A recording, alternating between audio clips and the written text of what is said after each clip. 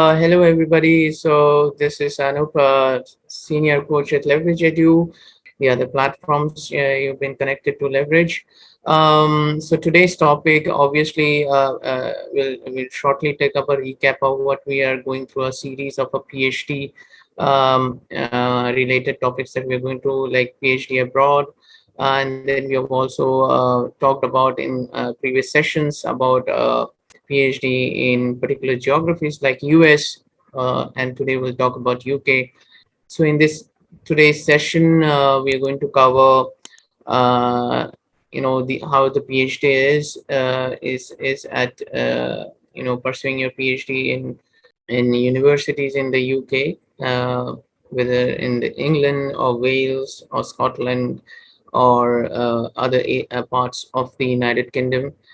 We talk about the full-time, part-time. We also talk about other options that you can opt for prior to taking a PhD, like a program like Masters of Research or a Masters of Philosophy. The application, kind of application documents that's required, the program length, the prospects actually to doing it in the UK. Um, so before we get in the sub parts of this topic today, pursuing PhD in the UK, like to begin with. Let me give you an insight about what we do here at Leverage. We're India's most trusted university admission platform service for studying abroad. If you're planning to study abroad and wish to start your international study journey, then feel free to reach out to us. We at Leverage help you to reach your dream study abroad destination. If you are confused about how to apply for a university abroad, where and when, we can help you. Apart from this, we guide you throughout the application process to help you with constructing great SOPs, preparing for the interviews, helping you with post-admit uh, uh, post-admit requirements like scholarship loans, accommodation, and other services as well. So you can reach us on leverageedu.com and avail the benefits of our university admission services. Topic today, as we have with a short recap of uh, PhD is actually a commitment that I've been talking about from our first session, that you spend several years defending our geographies. It can be 3 to 4 years or even longer in the US, as we have taken that session last time. There's a huge demand for doing a PhD, and there is a huge demand also from your end when you give it on time, finance, and dedication. And there's always this question or query that occurs in the minds of aspirants: is PhD worth? So that topic is also a scope of another session, but we'll also talk about many instances that also prove this during our talk today about PhD in the UK. So obviously, in the UK, that's a very popular destination for studying abroad, study at every level, whether it's a bachelor's, master's, or at the PhD, or even at postdoctorate level, or level for employment opportunities post your higher studies.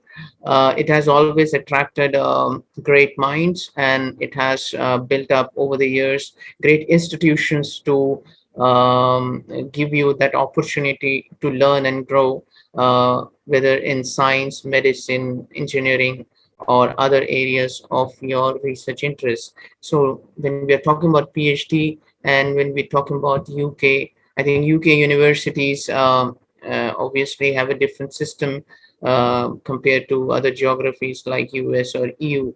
And there are differences even in terms of funding, whether it's a self-funding or you get a funding, full funding as an international student, because there's a difference between the students, the local students, or students from who have a permit in the UK, like a PR, compared to the international students who come outside the UK.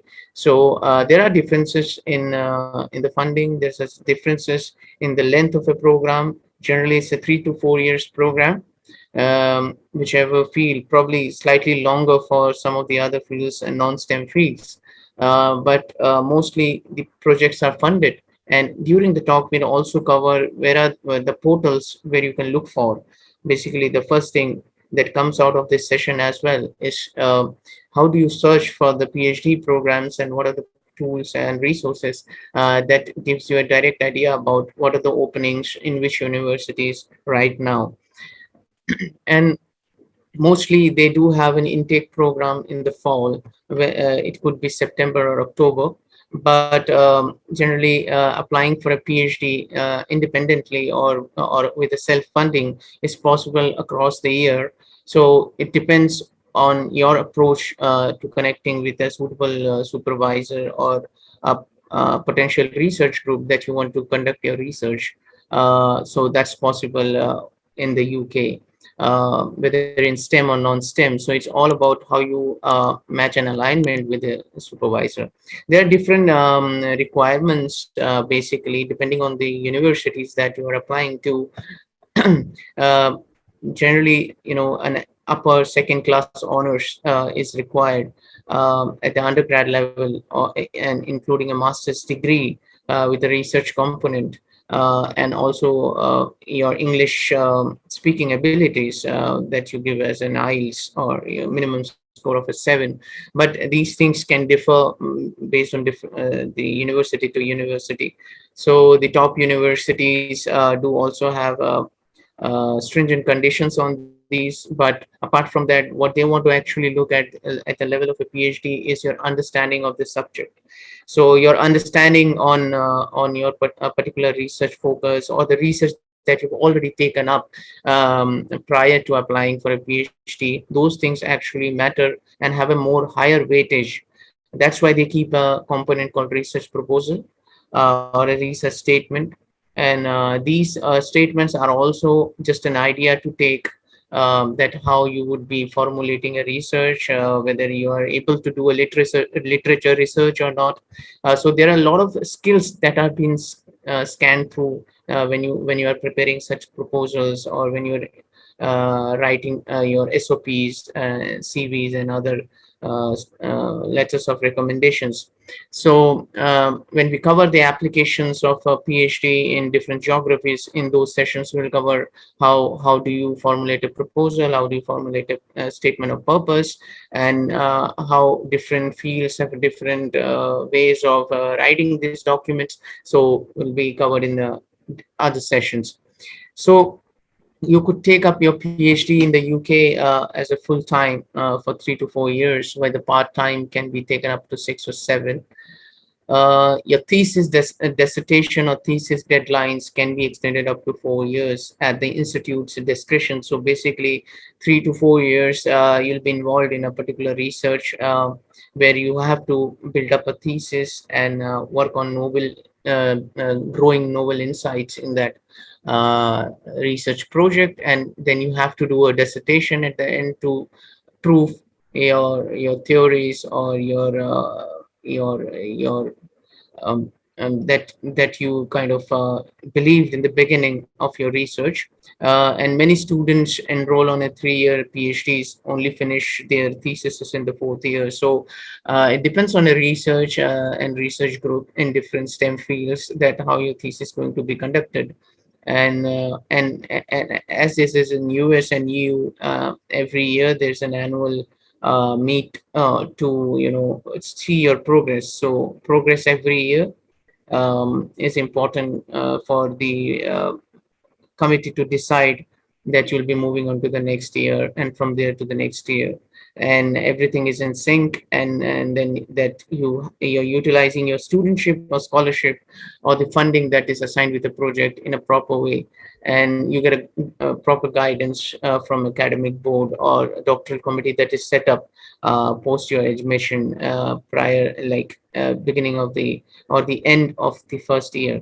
So most of the programs which start in September or October, both funded or self-funded, can be taken up at any point of the time of the year. So that's what I mentioned in the beginning, that it's about approaching the professors. So what I would guide students is to get connected with get a clarity on what is that research that you're interested in, which universities you want to get into, and what are the research groups, what they're working on, and then from there you can filter out the people that you want to approach, writing a cover letter or an email to express your interest in the research.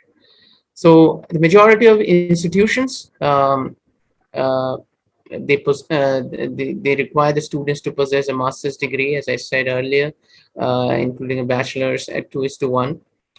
Uh, while self-funded PhD students or with significant professional experience may be accepted with the lower grades. So it depends that are you starting your PhD right away after your bachelor's or master's, or with a significant amount of professional experiences.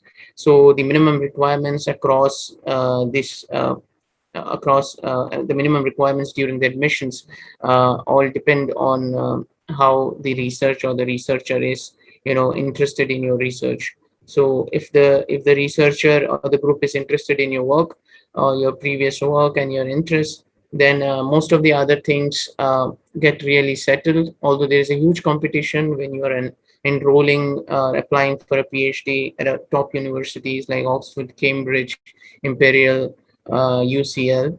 But the other universities down the line or do have great research scope, and research index measures that. So when you look at the rankings of the top 10 to 15, 20 universities in the UK, most of them persist on this area of that is the research index that and faculty to student ratio. So most of the top institutions vouch on these, and the amount of quality institutes, the amount of quality researchers, the amount of funding.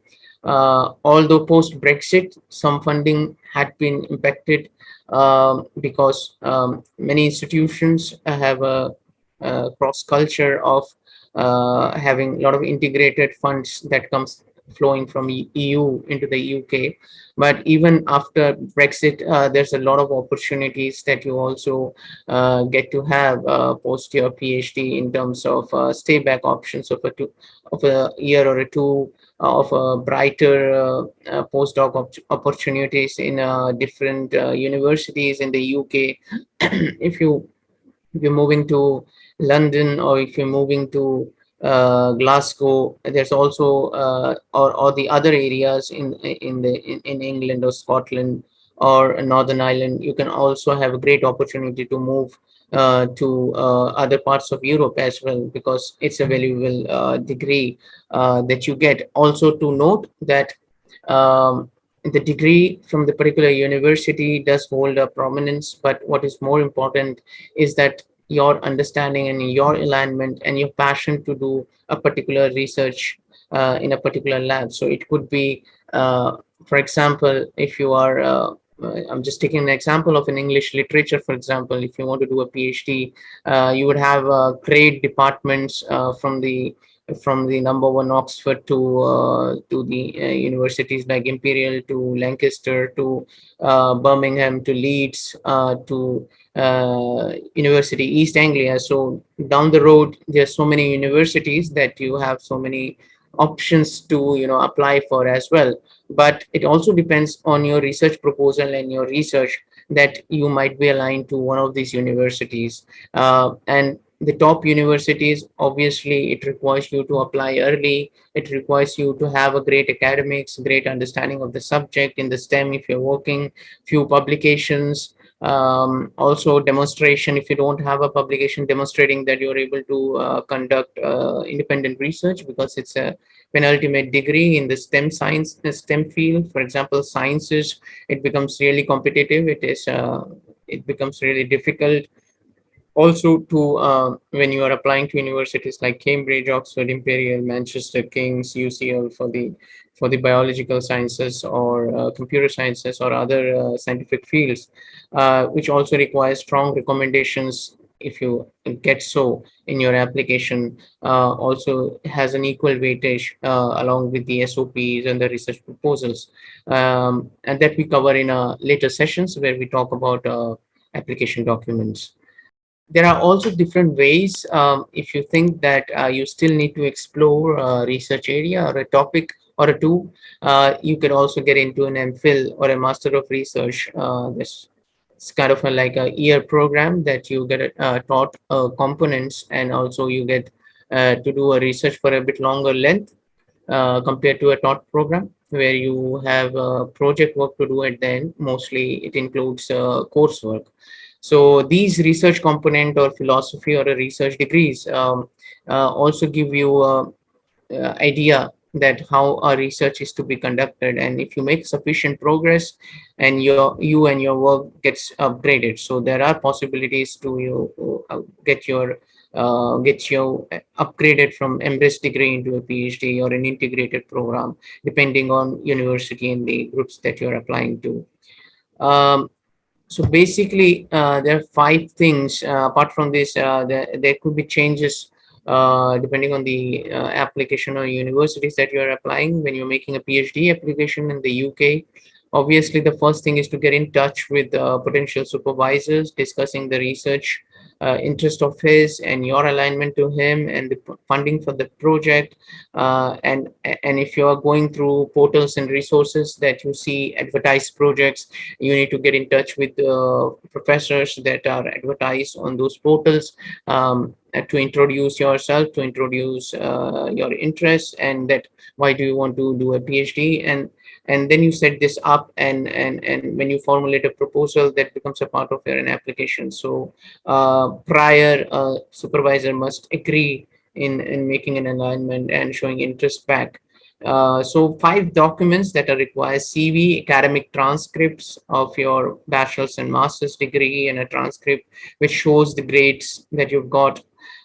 Two to three academic references. Again, it depends how you are applying.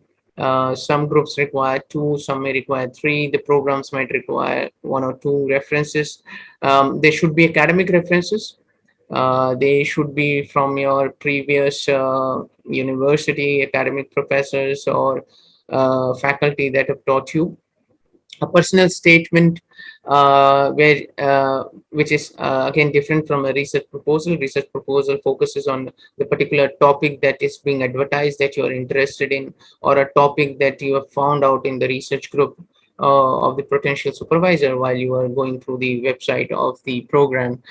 A personal statement will cover a lot more the build-up of your interest, about your academic excellences, your previous work experience, and why you want to do a PhD, how you got the motivation, and also what are the areas that you want to get into, and why, what is the outcome of, and why do you choose that particular university, and why do you want to pursue that in the UK, for example.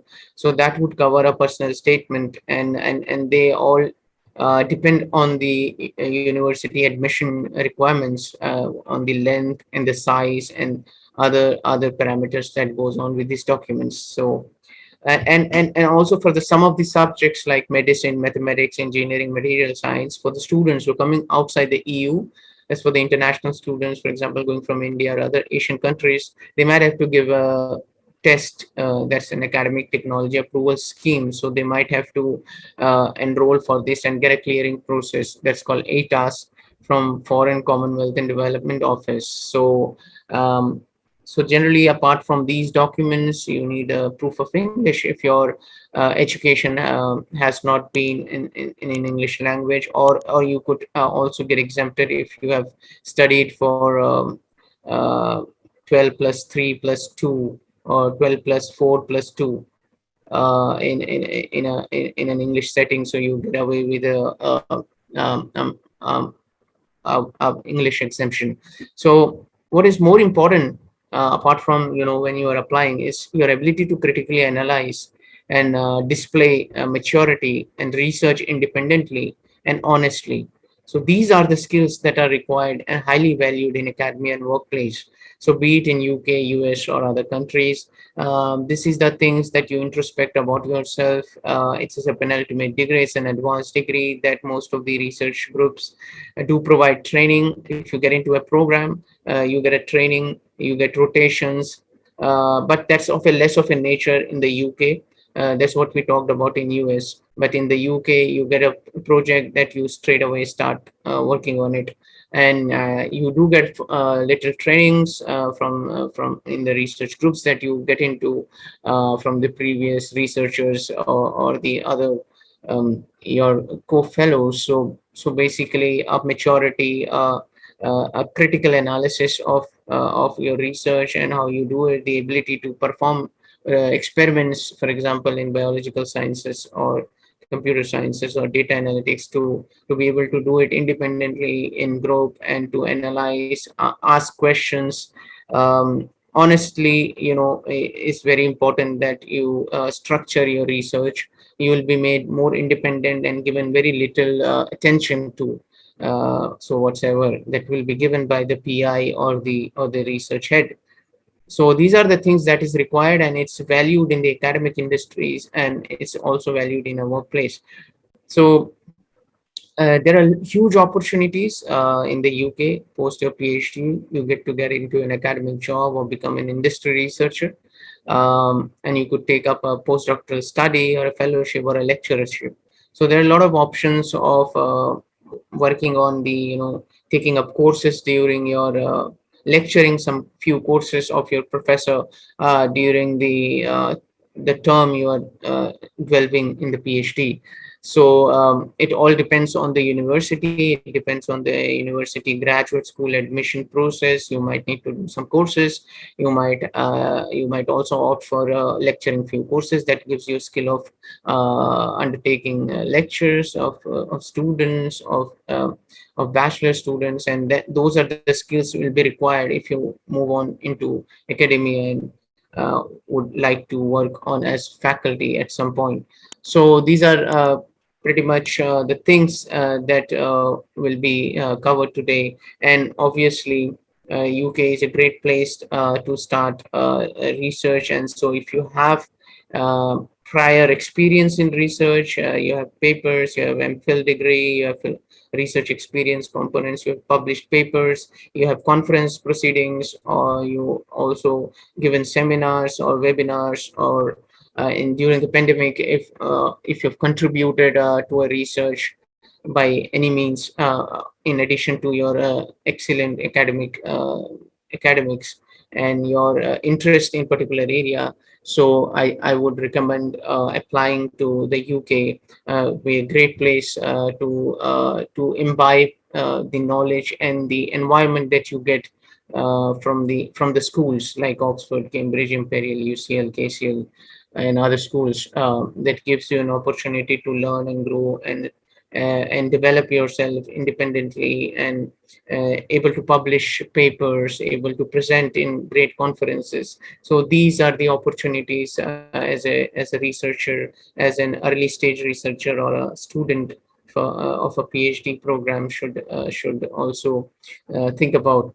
And I would like to thank for attending the webinar. So before closing it, I would like to say that we conduct webinars at the same time every day on our Leverage TV webinar and on our Facebook channel, and with new topics and great topics to about studying abroad and the courses and the programs, tuition fees, scholarships, and different geographies and PhD and lots more. So do tune, and if you have missed any part of this webinar and have any questions, please do reach out to us and comment and share and like and let us know that what are your queries regarding PhD in the UK.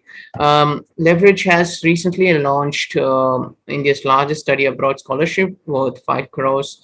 As a student aspiring for higher education abroad, you just need to visit us at leverageedu.com/scholarships. You have to fill a form which asks you to why you deserve the scholarships. You write about if you're applying for a PhD or a master's or an MRes in this case, for example.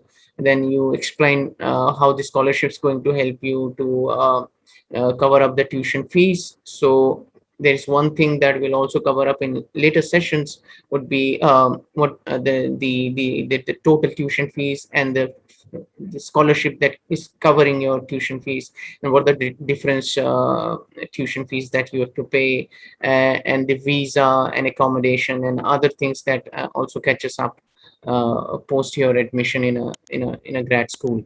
So you fill up such form for obtaining leverage scholarships, writing an essay. You can win up to 5 lakh worth of scholarship, and we announced fortnight winners. And so what are you waiting for? Apply today at leverageedu.com/scholarships. Thank you for attending the webinar, and see you in the next session.